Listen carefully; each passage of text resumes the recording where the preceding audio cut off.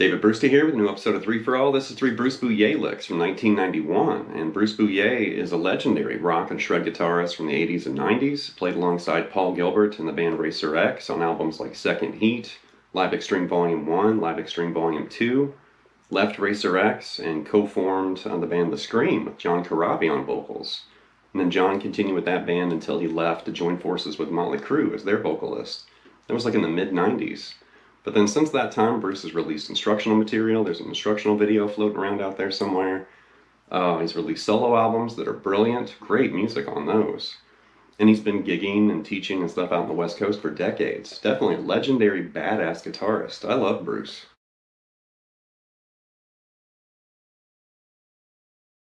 So this is technically the second time I've featured Bruce in a 3 for All episode looking at some of his licks. There's also the Chords of Racer X chord play episode, the Secret Arpeggios of Racer X breaking chords episode. There's Paul Gilbert lessons floating around. I'm a huge, Racer X fan for sure. But the licks and ideas in this episode actually came from a candid bootleg guitar lesson. And Bruce was teaching a student, and the student's friend was in the room filming like the whole lesson. And the camera was just locked on Bruce almost the entire time. But he's breaking down, Racer X licks, string skipping ideas, sequencing, all kinds of stuff. Like finger rolling, kind of rolling, with your pinky and stuff. There was a lot, in this like 49-minute video. And it was uploaded just a couple months ago, so this was a recent upload. And I had to guesstimate as far as the year, because it didn't really have a year, in the description and stuff. But during the lesson, Bruce is talking about the Scream. He's like, yeah, later I'll let you hear the album and stuff. So I don't think the Scream album had been out yet. And that led me to believe it was somewhere around 1990 or 1991. But just a heads up. All right, the first lick's this G7 or G dominant 7 slip and slide melodic phrase. It's really cool. Something like this. One more time. So he's playing around with this G dominant pentatonic right here. And during this kind of candid, guitar lesson that he was giving, he actually unveiled a lot of dominant 7 and dominant flavored ideas. But that's basically, G dominant pentatonic right there. Just think of, G minor pentatonic and raise the third. Instead of playing B flat, play B and then leave everything else the same. Here's G minor pentatonic. Raise those thirds to B, and you've got G dominant pentatonic. So that's what he's using, or that's kind of what he's targeting. But then the sequencing and the slip and slide ideas like this.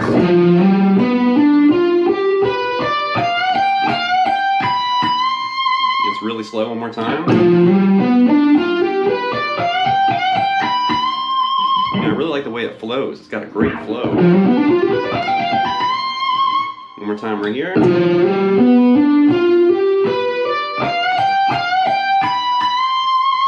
And I like the way he's kind of bending his way at the end right there, like this. Now really tasty, half-step bend at the end right there.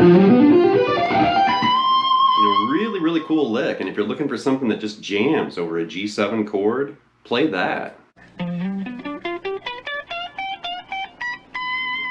Alright, there's going to be a lot of string skipping in this episode. This next idea is a string skipped finger rolling idea, and I need to show you the general or basic idea first, and then I can show you the lick. So this finger rolling idea, this is really tricky, and if you're not used to doing this, this might take, a lot of, concentration and focus and practice to kind of get this under your belt. But just think of E7, right? And he's basically doing this.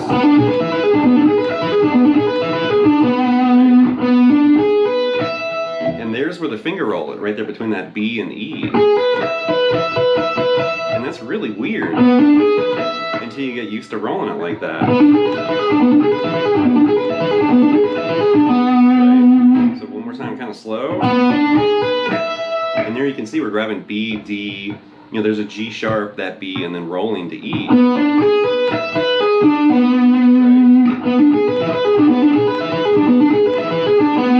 kind of functions as E7. So this lick itself actually is moving through this chord progression like this.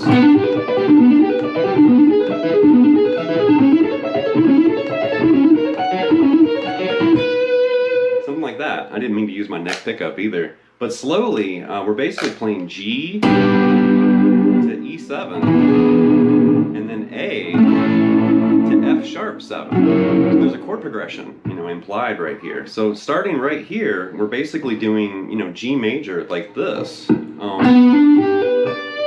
Because there's your B, D, G, B, and that D up on top right there. That's the first shape. And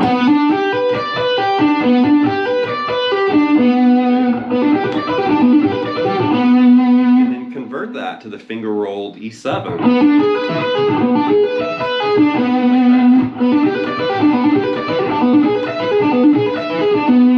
And then basically move up a whole step and do the exact same thing. Now A major like this.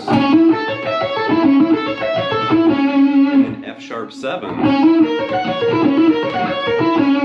with that little finger roll.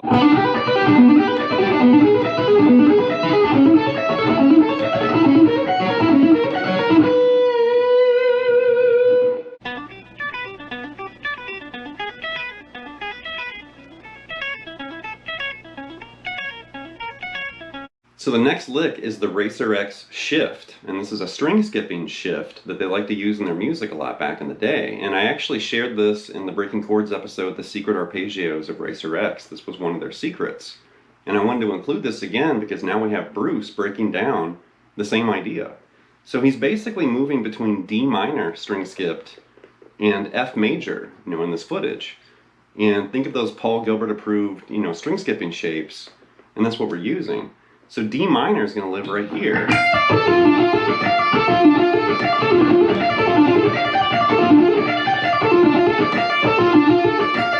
And there's your F, D, A, F, and D, and there's your arpeggio right there. And then we have F major up here. There's your A, F, C, A, F, and there's your F major arpeggio.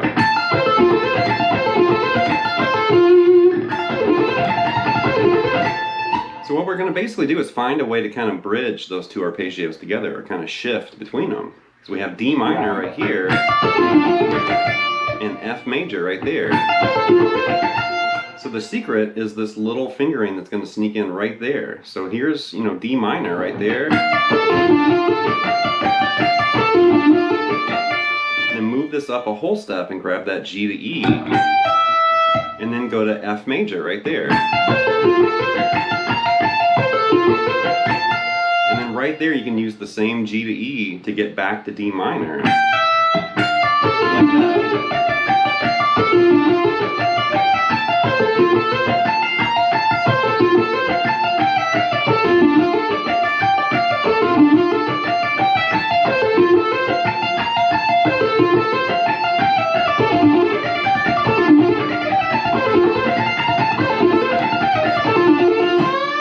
It's a really cool sequence, and it really helps you kind of move between, arpeggios and a progression or something like that. And it sounds wicked. Just think of Racer X.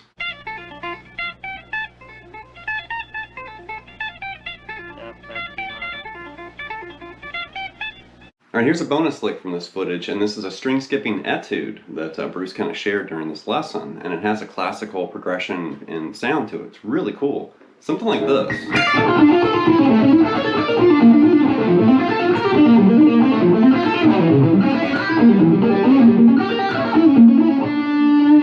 Something like that. Hopefully I didn't screw that up too bad. Alright, so slowly we're basically moving through a chord progression, or at least an implied chord progression. D minor, A major, B flat major, F major, G minor, F major, and then the series of E diminished 7 arpeggios.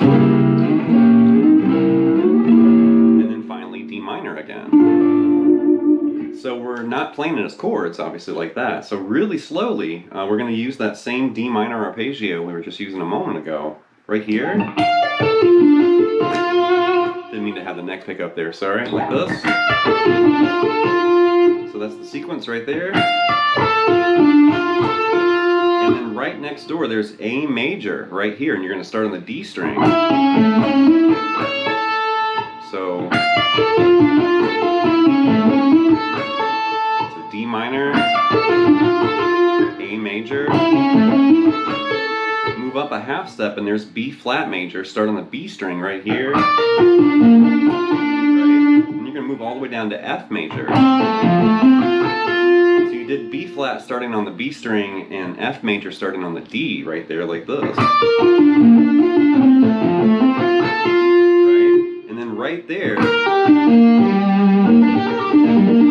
there's G minor right there. It's the same shape we had for D minor, but it's over a set of strings. And then back to F major. So before we get to the diminished run, let's run through all that again. D minor, A major, B flat major, F major, G minor, back to F major. And then here's where the diminished, E diminished 7 arpeggios creep in, right here. So there's your first shape right there. Get to that C sharp, you want to shift to the next arpeggio right there. And we're doing this. So it was a high, a B string shift, and then right there we're going to shift on the D string like this. And then shift to the next arpeggio from the D string. And then right there shift on the B string to the next one. It's a tricky little sequence right there. It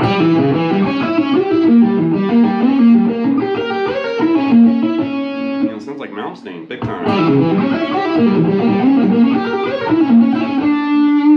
That's such a cool etude. I love it.